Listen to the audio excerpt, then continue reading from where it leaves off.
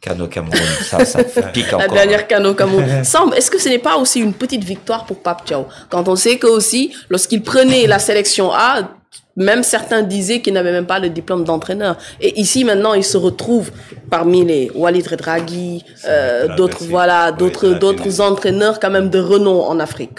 Oui, c'est même une victoire et même une consécration, comme tu disais tout à l'heure pour Pape Thiaw.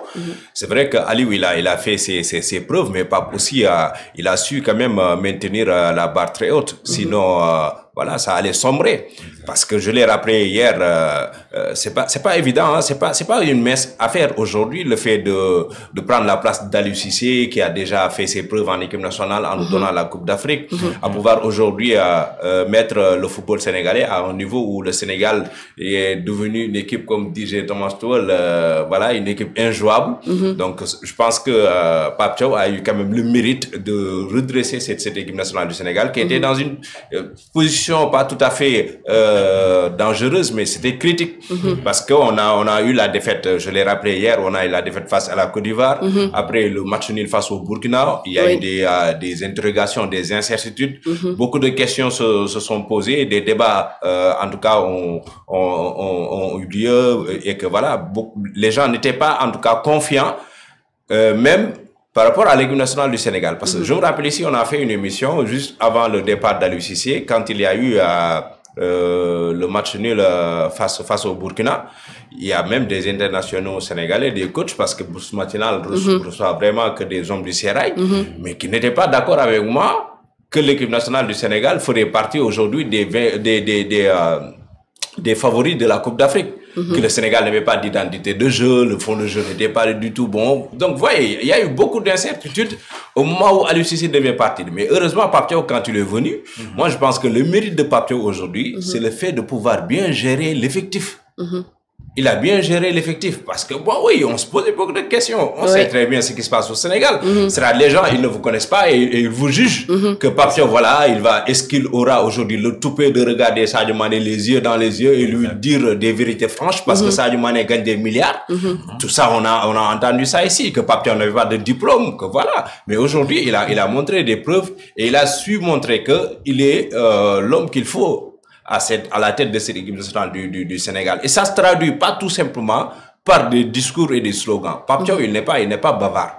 Mais il pose des actes. Le Sénégal aujourd'hui a gagné l'Angleterre avec la manière. C'était sous l'ère Pape Thiaw. Cette remontada là face à la RD Congo que nous déclarait aujourd'hui maîtrisable, on a vu comment ça s'est passé. Il a enchaîné, ne serait-ce que cette dernière campagne-là, 2 matchs avec 9 buts en deux matchs.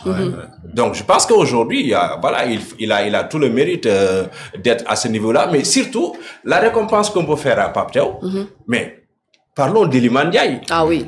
C'est Pape Thiaw qui l'a mis en lumière. Il a confirmé. Oui, il a confirmé. Parce que Aliou, moi, je vais jamais aujourd'hui critiquer Aliou Cissé par rapport à sa gestion. C'est sa façon de voir le jeu. Mais Iliman sous Aliou Cissé, il n'avait pas beaucoup de temps de jeu. Non. Il Mais était plus sur le banc. Exactement. Mais c'est Pape Thiaw qui l'a mis en lumière. Et puis, ça a donné aujourd'hui, même à Iliman Ndiaye, beaucoup plus de liberté dans le jeu. On voit qu'il est beaucoup plus aujourd'hui expressif. Et je pense que si aujourd'hui, on le voit nominé joueur de l'année sous l'ère Pape Thiaw, c'est encore une fois tout le mérite que le coach Pape Thiaw. Oui, parce que il ne sait pas tout simplement, dans le football moderne, il n'est pas tout simplement suffisant d'être entraîneur. Mais mieux encore, le plus important, c'est d'être un manager. Et Pape, c'est un vrai manager. Effectivement. Et nous allons même revenir à Iliman Ndiaye, mais juste pour parler de la sélection sénégalaise qui a aussi été nominée. Président, le Sénégal va actuellement à la CAN. Ce sera au mois de décembre. Nous avons aussi obtenu notre qualification à la Coupe du Monde. Le Sénégal est grand favori pour la CAN. Voilà, si on peut dire ça. Mais nous savons ce qu'est la réalité en football. La vérité d'aujourd'hui ne peut pas être la vérité de demain. Pour ce qui s'est passé, on peut parler et donner des assurances. Mais pour ce qui va venir, on peut quand même prédire des choses, Mais on ne peut pas à 100% dire que ça va être ça. Mais on peut dire que le Sénégal peut être parmi les favoris. Parmi les favoris de la Coupe par rapport à ses performances. Vous disiez tout à l'heure que Pape Thiaw a pu faire monter la barre encore plus haut. C'est parce qu'il a osé et qu'il a mis de côté le syndrome sénégalais. C'est quoi le syndrome sénégalais? Ah, les entraîneurs qui viennent prendre des responsabilités, même je ne dis pas pour l'équipe nationale, même dans les équipes, c'est ce qui dirige les équipes, savent que la pression est permanente. Les gens ne veulent que gagner. Donc, si tu veux gagner, si tu es un entraîneur, tu vis de ça, tu mets des équipes avec des idées vraiment qui donnent du spectacle, de la qualité. Si on te gagne 2 fois, 3 fois, on te met à. Maintenant, ce qui se passe, les entraîneurs sont là, ils assurent et font des équipes hermétiques. Ils préfèrent jouer la défensive au lieu de jouer l'imagination et l'offensive. C'est ça qui les fait durer dans les équipes. Mais pour parler, faire un saut et parler de l'équipe nationale, transmettre ça entre Pape Thiaw et Aliou Cissé.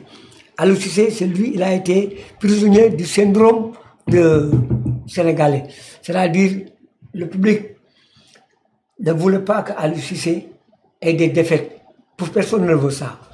C'est ça qui le forçait à avoir une équipe hermétique et qui n'a pas d'imagination. Une équipe très défensive. Wow. Le mérite de Pape Thiaw, c'est de venir et d'oser. Il a libéré le jeu. Il a libéré le jeu. Il a mis vraiment ce qu'il y a de plus technique, de plus bon, de plus offensif dans notre équipe nationale. Tout le monde savait que Iliman Ndiaye, c'est un bon joueur, très offensif, créateur. Tout le monde le savait, pas Matar Sarr, c'est un bon joueur. Tout le monde le savait. Nous avions des joueurs offensifs qui vont de l'avant. Mais Pape Thiaw est venu et a utilisé ça. Plus le travail d'Aliou Cissé que monsieur Coach Jeff a dit, le travail d'Aliou Cissé, c'est la base. Vraiment avoir une équipe organisée derrière pour gagner les duels et prendre les ballons. Et là, Pape Thiaw a mis ce qui manquait. Des joueurs offensifs, créatifs. Oui. Et elle les a mis en confiance. Et Dieu lui a donné raison. Nous sommes arrivés à ce résultat. Ah oui. Donc, c'est un travail complémentaire. Donc, maintenant, le syndrome sénégalais restera toujours. Tout entraîneur qui viendra essaiera de faire comme Pape Thiaw. Si tu as de la réussite, alhamdoulilah, et on prie Dieu que ça soit ainsi.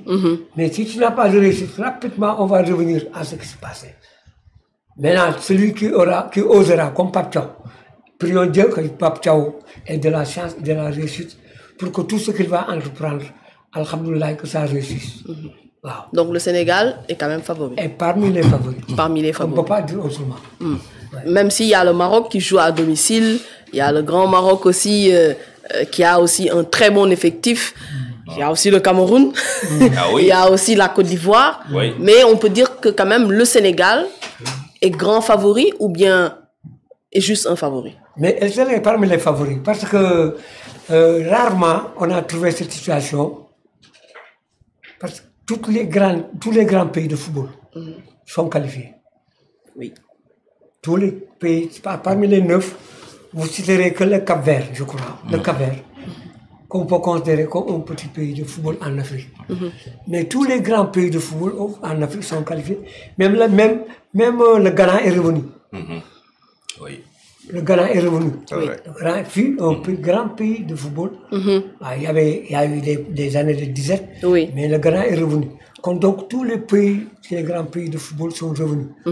Donc on peut dire que le Sénégal, moi je peux le dire, par rapport aux résultats que nous avons eus et la qualité de l'équipe nationale, ces joueurs, on peut dire que le Sénégal est parmi les favoris. Parmi les favoris. Avec le Maroc. Et sera très attendu. Hein. Ah oui. Le Sénégal sera très... Mais attention plus qu'attendu même, je pense. Attention au Cameroun. Oui. C'est un pays qui a l'expérience de la CAN. Surtout. Et c'est des compétiteurs. Parce qu'en réalité, ce qui fait aussi gagner en Afrique, c'est la mentalité. Moi, j'aime bien la mentalité des Camerounais. Et même la RDC, il faut faire très attention avec des pays comme ça. C'est des pays qui ne lâchent pas en réalité, quoi. C'est-à-dire, pour la plupart de nos pays en Afrique, Nous, on est habitués à abandonner de manière un peu oui, facile. dès la première défaite, il y a ce relâchement-là. Et heureusement que le Sénégal a montré l'autre jour face à la RDC que voilà, il y avait le mental qu'il fallait, quoi. Mais voilà, mais des pays comme la RDC, comme le Cameroun, il faut très faire attention avec eux. Et même les pays aussi outsiders. Ah, si. Il y a le Cap-Vert. Il peut y avoir des surprises. Oui, il peut y avoir effectivement des surprises. Jeff, cette CAN-là est surtout